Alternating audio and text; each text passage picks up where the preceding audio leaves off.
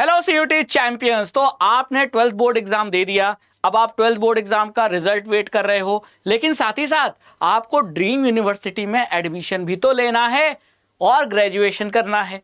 और dream university में admission लेने का जो सपना होगा पूरा, वो सीयूटी 2025 एग्जाम से होगा, है ना।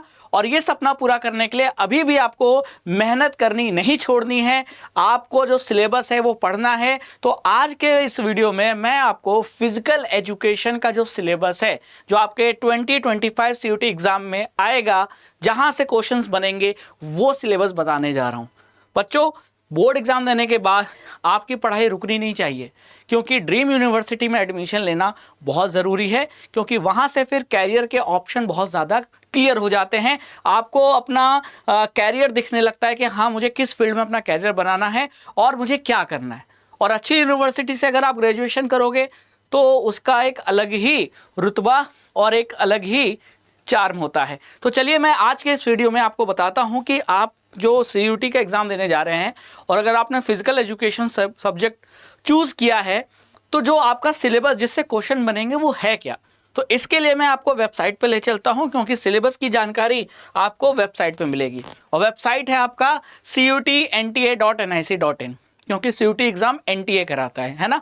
तो इस वेबसाइट पर जब आप विजिट करेंगे तो आपको यहाँ इंफॉर्मेशन वाले टैब में नीचे लिखा रहेगा सिलेबस, ठीक है। अब सिलेबस में जाएंगे तो हर डोमेन सब्जेक्ट का सिलेबस यहाँ दिया हुआ है, ठीक है। अब हमें किस पे जाना है? हमें जाना है फिजिकल एजुकेशन पे।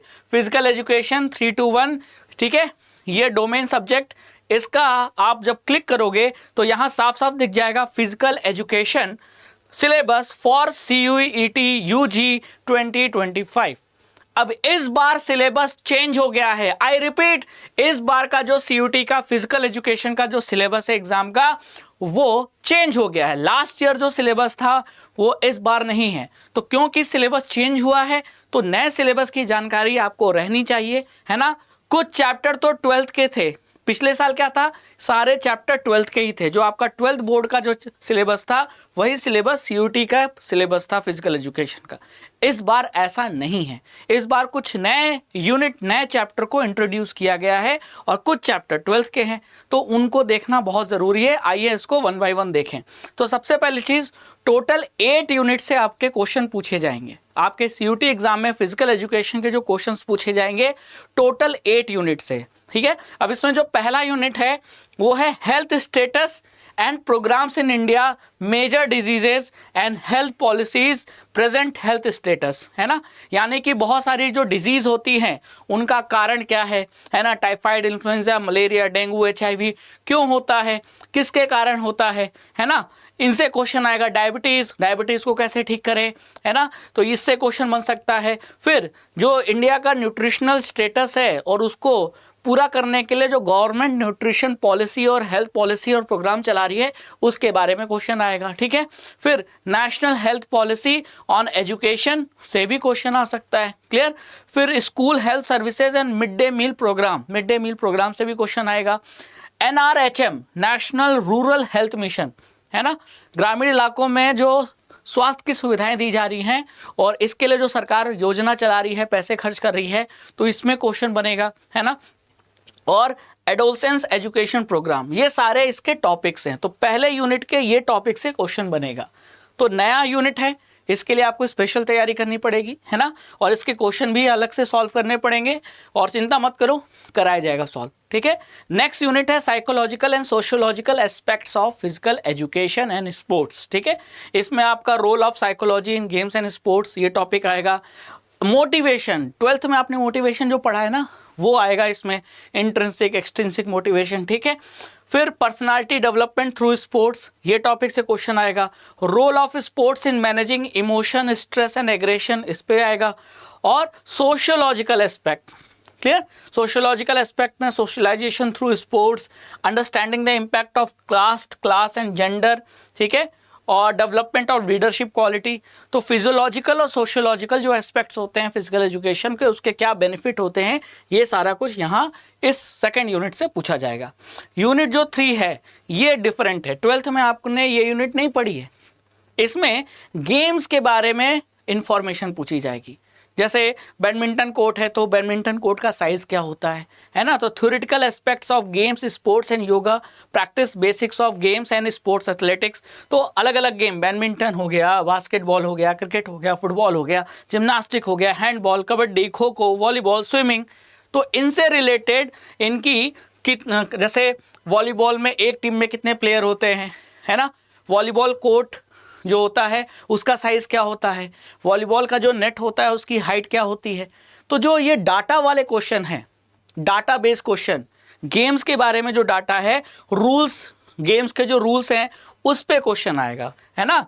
तो play field area, number of player, equipment और gear, indoor outdoor, individual team, interpretation of rule.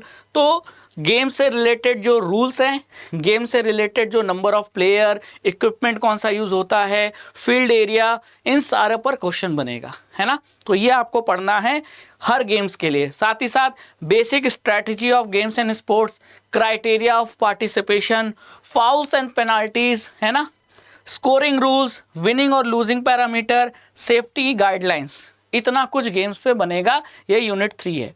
Unit 4 yoga basics, मतलब yoga basics of yoga practices, यानी कि जो आपने 12th में जितने आसन पढ़े हैं ना, उन आसन पे क्वेश्चन आएगा।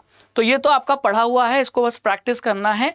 और जो अलग अलग लाइफस्टाइल डिजीजेज होते हैं, ठीक है, उनको दूर करने के लिए अलग अलग हम आसन करते हैं और उन आसन का बेनिफिट होता है। और इसमें आपका जो डायग्राम बेस्ड क्वेश्चन बनता है, डायग्राम देखकर पूछेगा कि ये कौन सा आसन है। तो आपके ऑब्जेक्टिव क्वेश्चन जो CUT में आएंगे वो इस तरीके से आ सकते हैं। तो ये आसन ज़रूर, आसन को डायग्राम के थ्रू ज़रूर पढ़ना, क्वेश्चन आएगा पक्का, ठीक है।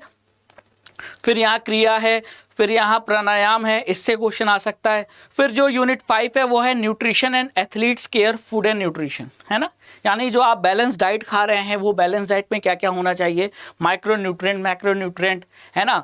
Diet of power sports, short and long duration sports, यानी कि अगर बहुत लंबा खेल आप कोई गेम खेल रहे हो जिसमें टाइम ड्यूरेशन बहुत ज़्यादा है, जैसा फुटबॉल हो गया, 90 मिनट्स का गेम होता है, तो उसके लिए क्या मतलब उसके लिए खाना कैसा होना चाहिए, डाइट कैसी होनी चाहिए।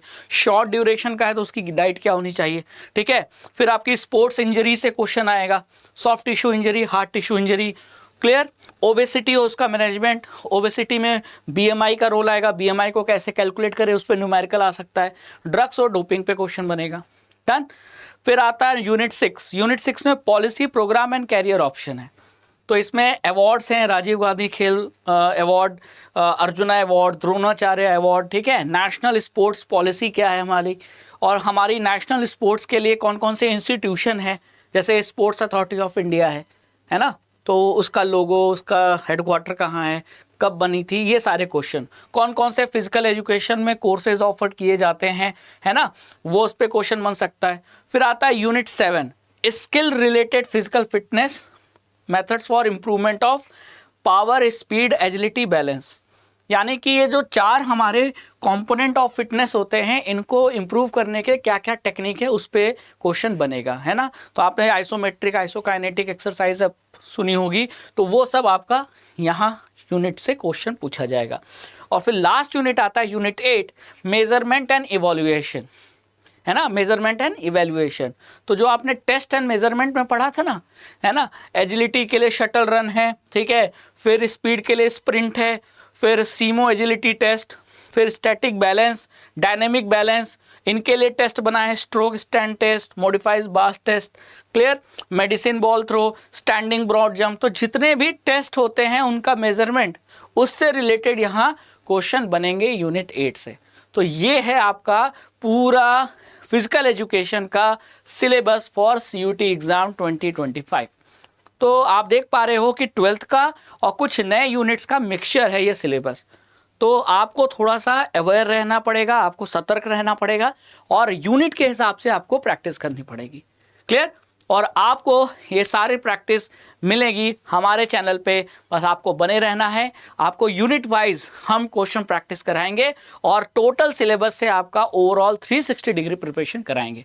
तो बने रहिएगा चैनल पे। Thank you so much.